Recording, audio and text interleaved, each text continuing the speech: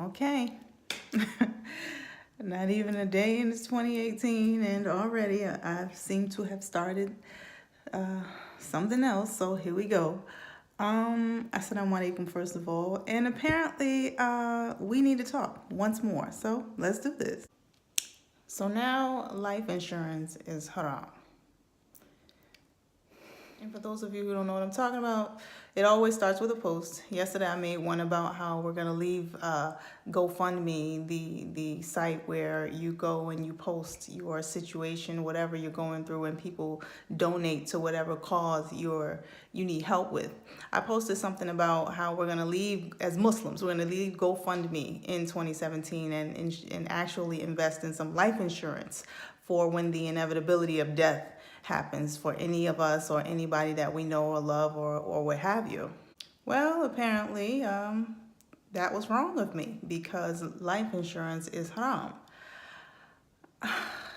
You guys, seriously, we really need to get it together as Muslims. Now, I get the whole, like a sister, excuse me, sent to me, well, you know, it's haram because of the usury involved, the interest. And so I said to her, I said, well, okay, let me ask you something. Do you have car insurance? And she was like, yeah. And I said, okay, but why? I said, it's haram, right? Any type of insurance is haram. Why do you have car insurance? And she said, well, you know, just in case something happens to my car, and, you know, it's illegal for me to drive on the road without car insurance. I said, oh, okay, so that type of insurance is okay because you could risk jail if you don't have it, but life insurance is haram. And she said, well, no, I didn't say that it was okay. I'm saying that the intent is different because you can choose to have whether or not to have life insurance and you don't go to jail if you don't have it versus if you don't have car insurance, you go to jail if you get in a car and you drive. And obviously I could see I was getting nowhere. So I said, finally, I was like, I said, you're right. You know what? Usury in Islam, big no-no. We're not even supposed to go near it. I said, but you know what else is a big no-no in Islam? That when we're supposed to do any and all things to avoid debt. Now, back in the time of the Prophet sallallahu alaihi wasallam and his companions, may Allah be pleased with them all, nobody had to, well, I'm not going to say nobody, may Allah forgive me, but it was assumed, I'm just going to put it that way, that if your husband died, if something happened to your husband, for example, widows and orphans were, I mean, the companions used to spend a great deal of their money, of the money that they made to take care of other people's wives and children when the men that they depended on died.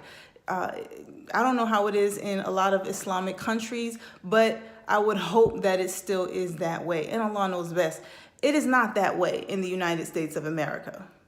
Here, if your husband dies, you are on your own. And that goes for, you know, stay-at-home wives and mothers like myself and or wives and mothers who work. If something happens to the head of your household, you are on your own. The government will not step in to say, you know what, let me help you with that. Let me help you get a burial plot. Let me help you get a casket or box to put your loved one in. Let me help you. Let me help you take care of yourself now that half of the provisions for your household is gone. They don't do that here in the States. For somebody like me, for example, I am a 36-year-old stay-at-home wife and mother of 7. I do not work outside my home because I don't like when people say, oh, you don't work. Yes, I do work, but I don't work outside my home. Allah has alhamdulillah, allowed my husband for the past almost 22 years to be able to take care of me and every single child that we have had. We have 7 again, I repeat. Now, Allah forbid he didn't come back home. He's out right now. Allah forbid he didn't come back home. He's gone. Somebody shows up at my house, my door, police car. I want you to imagine that. Yeah, your husband's gone. You tell me how I'm supposed to grieve that man because I'm going to grieve him.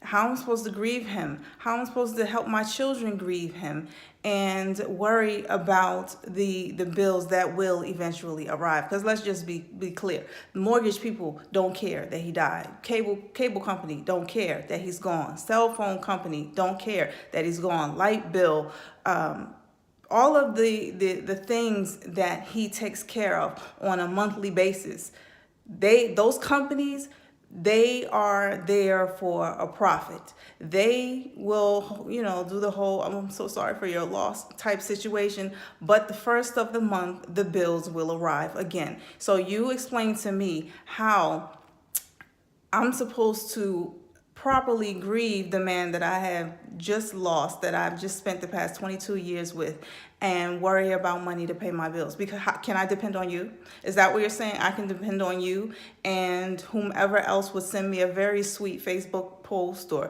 Instagram post or Twitter post about how, with prayers for him, or how he was a good man for taking care of. I can depend on you monthly for to take care of me and my family. Is that what you're saying? Because if that's what you're saying, then okay, that's a whole different type of conversation. And for the record, I'm not saying that you should rush out and go get a life insurance policy, because if you are disciplined enough to put money to the side every single week or every 2 weeks or whenever you get paid, or if your husband can do that, if he has the discipline to do that, then by all means start a savings account and start putting some money to the side. Because my point with that post, people, was that we know that tomorrow is not promised to any of us. Nobody really, that's been drilled into our head as Muslims. I don't even, we could spit it out with no problem.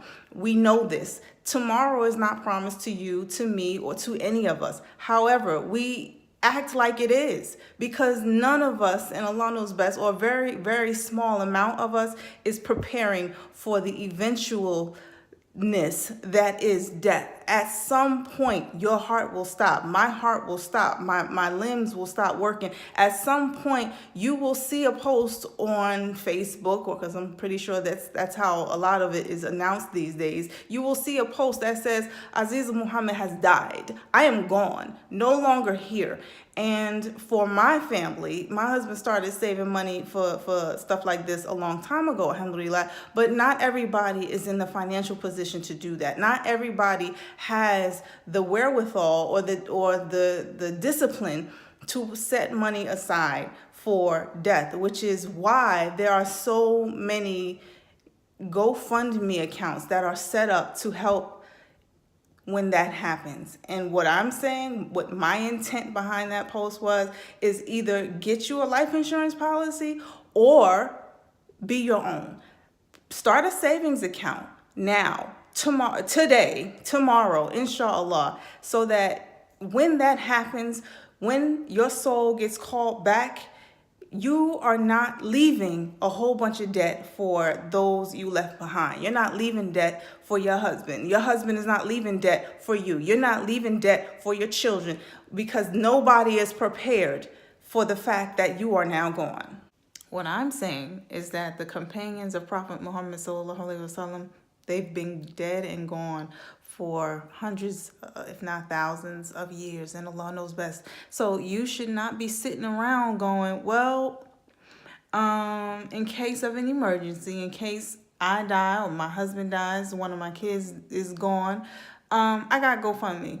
It's cool. I'm going to be all right, because GoFundMe is still around, and, I'll just put up a post, and that, inshallah, I'll be good. That's, in my opinion, that's the wrong attitude to have. Now, do I have enough knowledge under my belt to tell you for a fact that having life insurance is not haram? No. And I'm woman enough to admit that.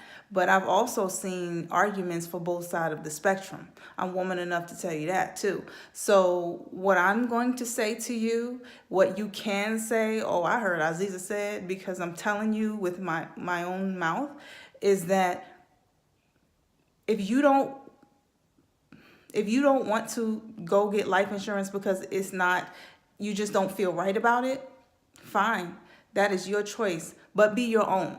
Stop depending on sites like GoFundMe because that's what a lot of people are doing. They are using GoFundMe as a life insurance policy. So what is the difference? You tell me what the difference is. What there's no interest involved? How do you know? How do you know how GoFundMe pays people the money that is supposed to be charity? Because from my understanding, they get a cut of it. If you don't want to go out and get a life insurance policy, that is your choice. And may Allah help you in whatever way He chooses whatever eventuality happens to you, whether it be something happening to you or someone you love or your home, whatever. May Allah open doors for you and help you get over that tragedy. May He provide for you and surround you with people who will help you remember the promises He made to those who believe. Ameen. Just do us both a favor and don't be so quick to judge those of us who want to tie our camel. Don't do that. Don't stand so high up on your horse that you forget you're a sinner too, and that inshallah you will go back to your Lord with things to answer for too. Don't forget that He is the most merciful, that He judges us based on our intentions, that He chooses whom to forgive and how to forgive them. Don't forget any of that, okay? Because if you do, then you're going to be a lot worse off than you want to be.